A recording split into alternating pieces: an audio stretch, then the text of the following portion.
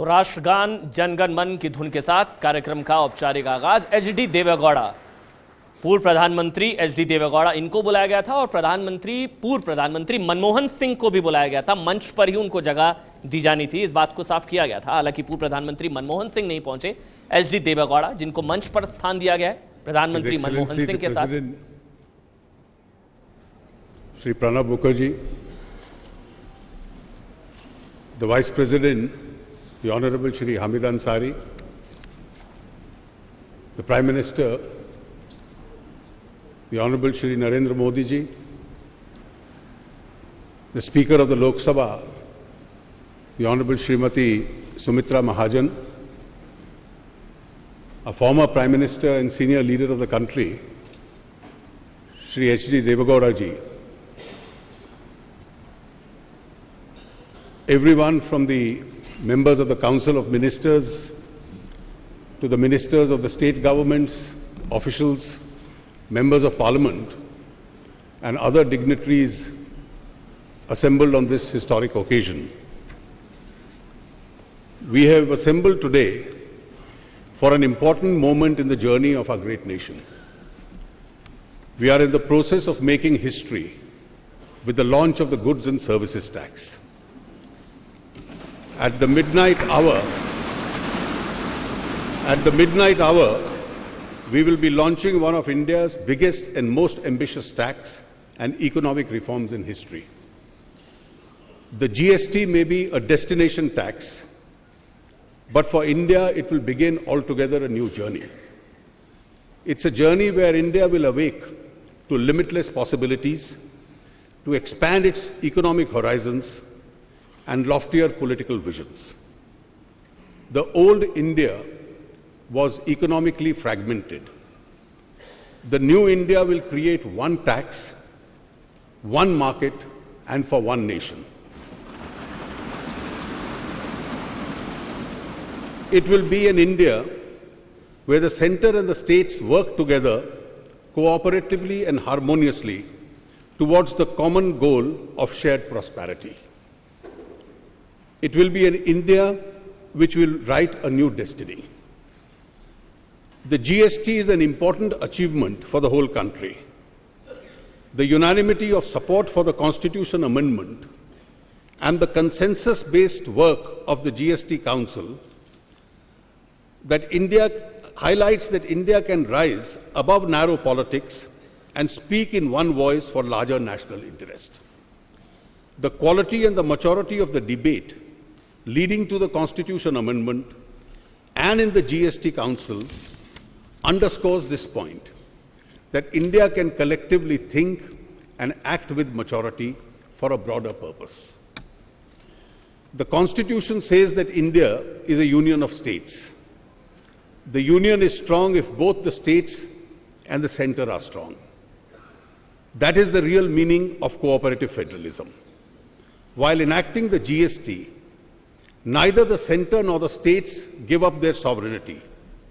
They have pooled their sovereignty to make joint decisions on indirect taxation. In a large and complex federal system of multi-party democracy, with the center, 29 states, 2 union territories with legislatures, and a wide divergent interest, we have implemented a constitution amendment and brought in a large tax reform, displaying a high point of Indian politics. We have done this at a time when the world is facing slow growth, isolationism, and the lack of structural reforms.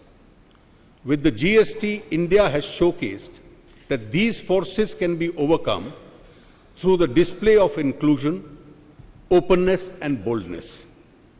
For this, all members of Parliament, the state governments, all political parties, state finance ministers, and a dedicated team of officers of the center and the state governments who contributed to this deserve to be appreciated and thanked. राष्ट्रपति जी, ये जो यात्रा थी, आप इसके सबसे प्रमुख गवाह हैं कि लगभग 15 वर्ष से पहले आरंभ हुई थी। एनडीए 1 सरकार ने एक समिति की रचना की थी, जिसके अध्यक्ष श्री विजय केलकर आज इस सभागार में मौजूद हैं। उन्होंने सन 2003 में एक ऐतिहासिक रिपोर्ट दी थी कि इस देश के अंदर एक वैल्यू बेस्ड टैक्सेशन जीएसटी के नाम से आरंभ किया जाए। 2006 के बजट में यूपीए सरकार ने घोषणा की थी कि 2010 तक इसको लागू करने का प्रयास होगा,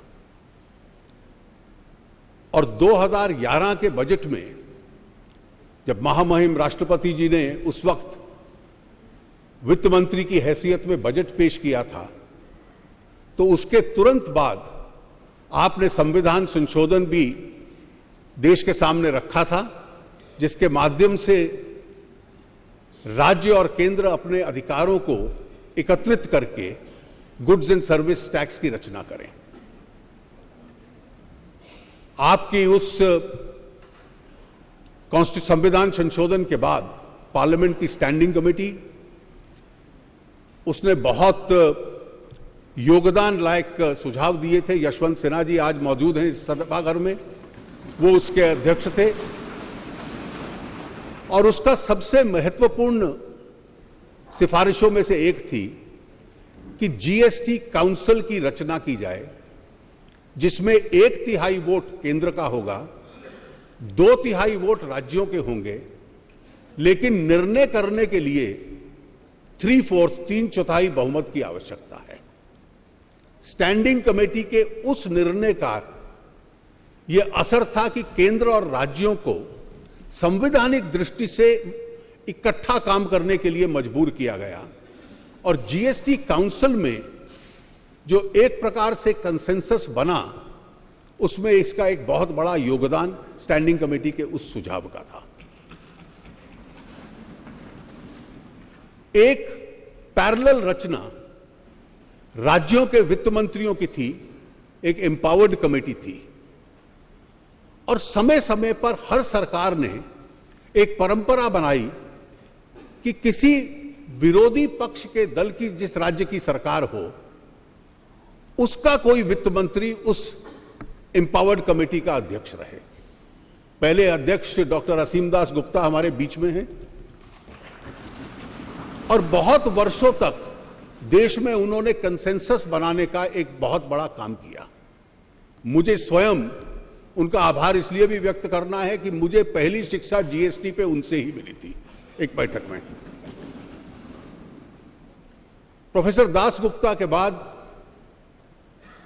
जम्मू कश्मीर के श्री अब्दुल रहीम राठौर, श्री सुशील मोदी, उसके बाद केरल के Shri K M Mani, I think mister Mani is also here, और फिर बंगाल के डॉक्टर अमित मित्रा, ये एक राज्यों के बीच में आम राय बनाते रहे। और इस पूरे इतिहास के बाद इस देश ने कि राजनीति ने ऐसी एक मैच्योरिटी का एक उदाहरण पेश किया, जिसका सबसे बड़ा सबूत यह था कि संविधान संशोधन संसद के दोनों सदनों में सर्वमत से पास हुआ, जिससे जीएसटी काउंसिल की रचना हुई। उस रचना के बाद काउंसिल की पहली जिम्मेवारी थी कि केंद्र के लिए और राज्यों के लिए कानून बनाए। वो सभी कानून 5 केंद्र के लिए, 1 सभी राज्यों के लिए सर्वसम्मति से बने। संसद ने उसे सर्वसम्मति से पास किया, राज्यों ने एक मत से पास किया, और आज वो एक वास्तविकता के रूप में हमारे सामने आया है। जीएसटी काउंसिल 18 बार मिल चुकी है। कुछ बैठकें सुबह से शाम तक और 2-2, 3-3 दिन चलती हैं, और एक भी निर्णय पर वोट करवाने की आज तक आवश्यकता नहीं पड़ी। हर एक निर्णय सर्वसम्मति से हुआ, जिसमें अलग अलग राजनीतिक दलों के प्रतिनिधि थे, अलग अलग राज्य सरकारों के प्रतिनिधि थे, और एक मत से हर निर्णय उसमें हुआ। अभी तक 24 रेगुलेशंस बन चुके हैं। राज्य और केंद्र के अधिकार क्षेत्रों के बारे में बंटवारा क्या रहेगा, उस पर निर्णय हो चुका है। 1211 कमोडिटीज हैं जिस पे टैक्सेशन तय करना था। बिना मतभेद के बिना किसी डिसेंट के एक एक कमोडिटी का टैक्स सर्वमत से तय हुआ।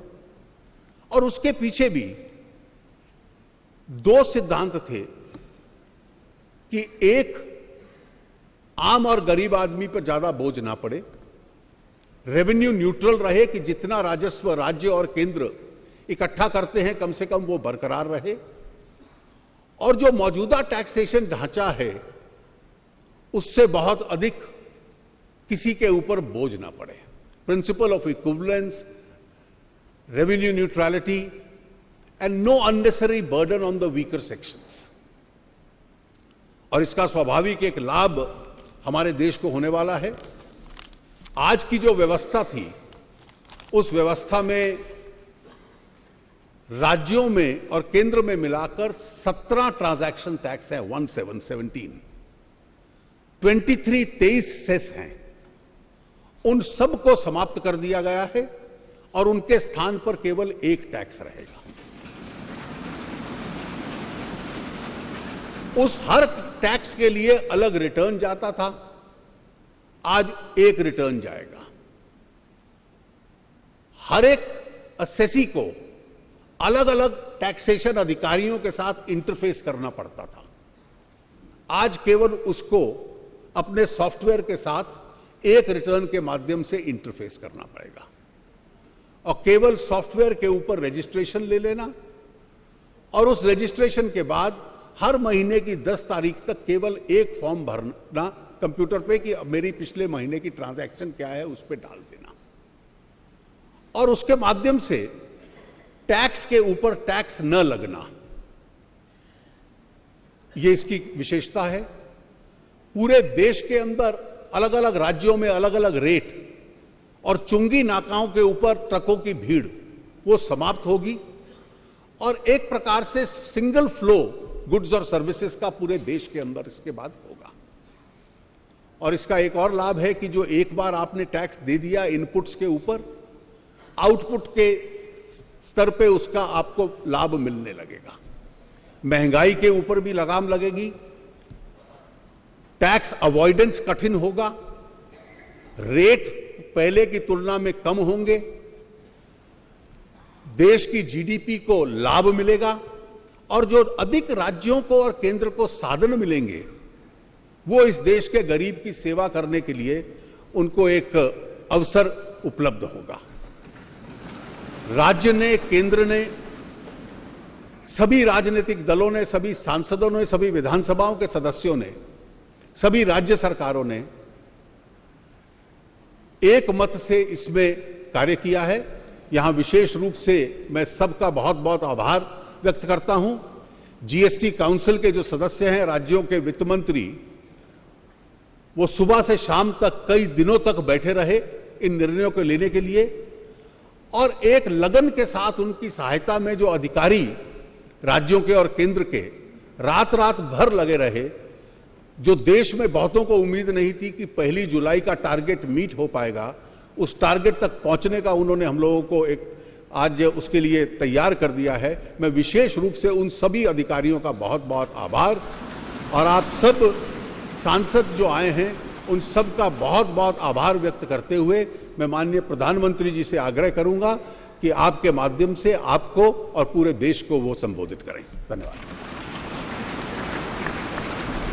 ये है एबीपी न्यूज़, आपको रखे आगे।